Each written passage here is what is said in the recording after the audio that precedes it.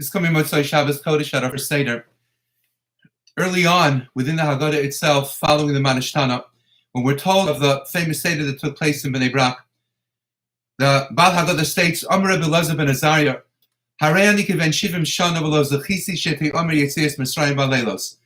The Rabbi Elazar ben Azariah who maintained that Zechiras Yetzias Mitzrayim, that the need to recall the Exodus from Egypt is an obligation that we have each and every night, not simply during the course of the greater day, but specifically at nighttime as well.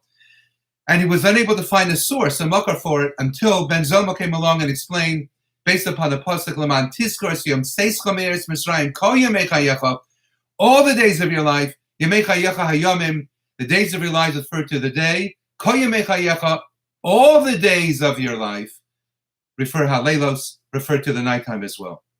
And Rabbi Elazar ben Azariah wasn't simply an individual who was expressing his posture regarding the obligation of reciting Yetzias Mitzrayim during the nighttime, but this was a life motif for him. This is an approach in life that he took when looking at different things, different people, different circumstances, different times. And indeed, the Gemara in Brachos tells us that when Ram Gamliel was deposed from his seat at the helm of the Beis Din, and Rabbi Elazar ben Azariah, at the age of 18, was appointed in his stead, the doors of the Beis Medrash were flung open, because whereas, in accordance with Rabbi Gamliel, it tells us, Rabbi Gamliel, Makras Omer used to declare, Kol Talmid She'ein Tocho Kabara Lo Yikonis Beis HaMedrash. Rabbi Gamliel maintained that any individuals whose whose external appearance, and whose external hanhaga, way of conducting himself, was not genuinely a reflection of his inner being and the purity of his genuine self, that person was not welcome in the Beis Medrash in the Yeshiva of Rabbi Gamliel. Whereas when Rabbi Elazar ben Azariah was appointed to the helm, he flung open the doors of the Beis Medrash and he said, anyone can come in. Anyone who wishes to come in and learn is welcome in my Beis Medrash. Because Rabbi Elazar ben Azariah looked at an individual, and even if he saw darkness potentially within that person, he felt that within that darkness itself, there was so much promise to be found. And that person, spending sufficient time in the Beis Medrash, could blossom and flower into the person whom that individual wished for himself to become, to the degree that his inner being and inner self could indeed ultimately be an exact match to the external way in which he was conducting himself. This was the explanation offered by the Klausenberger Rebbe as to why, in fact, Rabbi Elazar ben Azariah did not simply maintain that Zechiras Yetzias Mitzrayim need be articulated at night, but it was an entire approach and attitude to life that was embraced by Rabbi Elazar ben Azariah. And when I saw this word, I couldn't help but think to myself, who but the Klausenberger Rebbe, Rabbi Yossi Yehuda Halberstam, Zecher Tzadik Livracha, that paragon, pillar of the capability of resilience in man, who lost his wife and 11 children in the Holocaust, and not only built his own personal family anew, following the Holocaust itself, but immediately when the gates of the different camps were flung open, he went around from camp to camp, particularly in the camp in which he found himself in Germany. And in that camp and elsewhere, he set up an entire institution of the Sheres HaPleita, of yeshivos katanos, of schools for young boys and for young girls. He founded food stations. He ultimately founded the Mifal HaShas. He founded the Yad Hospital. And he regrouped and regained and rebuilt the Hasidic dynasty of Asans. And indeed, from nothing, Yesh Mayayin, from nothing, he created anew. And he was once asked by an individual, how is it possible that people who went through the Shoah and saw the Malach HaMaves, not simply within the land of Egypt, but within anywhere and everywhere that Jews were to be found in the terrain of Europe, how is it possible that people who saw the Malach HaMaves 24/7 and lost parents and siblings and children and spouses, how is it possible that those people ever were able to rebuild and to smile again? And he responded, he said in two words, when indeed the Navi Yechezkel describes the Kodesh Baruch Hu looking down upon Klal Yisrael, as cited by Rashi, when the Kodesh Baruch Hu was ready to take us out of Mitzrayim, and he looked down and he saw that we were naked, that we had no mitzvos. Halala of the Avodah Zarah, halala of the Avodah Zarah.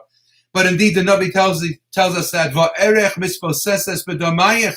Kodesh Baruch Hu said, I saw you wallowing in your bloods, and I said to you, Va'omar lach b'damayich chayi b'damayich chayi. Within your bloods you shall live, and you shall first be able to establish an existence going forward.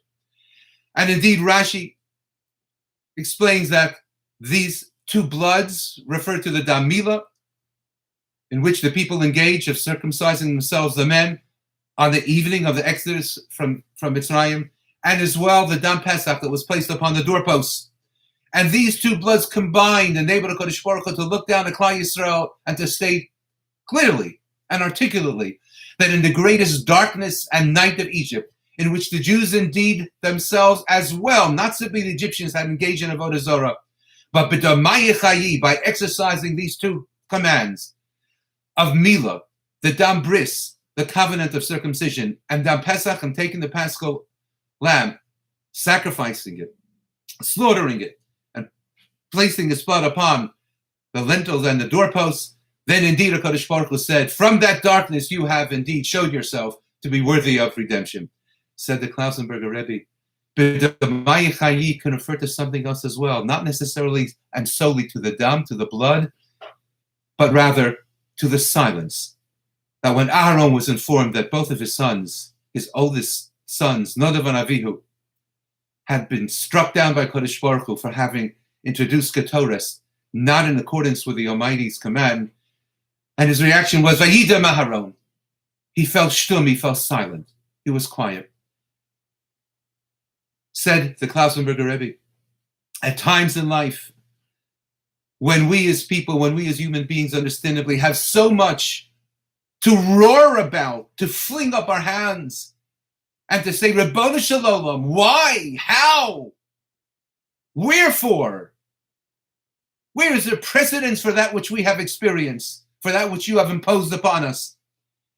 But instead, Vayida Maharon, people experienced that war, and unimaginably fell silent to all the kashas that they had, and all of the understandable shilas that only Tishmi, that only Eliyahu Navi could answer. And instead of dwelling upon those complaints, and instead of dwelling upon those questions, and instead of dwelling upon those doubts, with the endless determination embraced by them, they remained silent and focused instead upon rebuilding, re-energizing, reinvigorating, and building families through marriage and having children, and building institutions of Torah, from hospitals to Batei Medrash, to Chadorim, for Batei Yisomim, anything and everything that can help Klal Yisrael regain its footing anew. Vayida Maharon, through that silence, through that dam, through that silence, through that promise in the night, we were able to emerge as a nation once again, stronger in Torah, in numbers, stronger in Shmiras HaMitzvos, in numbers, renewing ourselves, our pledge, our promise to the nation itself of Klal Yisrael and to Hashem Yisborach. So when we look at the Haggadah, this coming Motzei Shabbos, let's share with our families, our children, our grandchildren, our parents, those of us who are fortunate enough to have them, our siblings, our spouses. Let's share with them the promise and the secret of extricating the greatest of blessings from the darkest of nights. Let's think of the Klausenberger Rebbe, what he was able to accomplish, not simply for his family, but for the entirety of Klal Yisrael. And let's remember, V'omar loch b'domayi chayi, V'omar loch b'domayi chayi.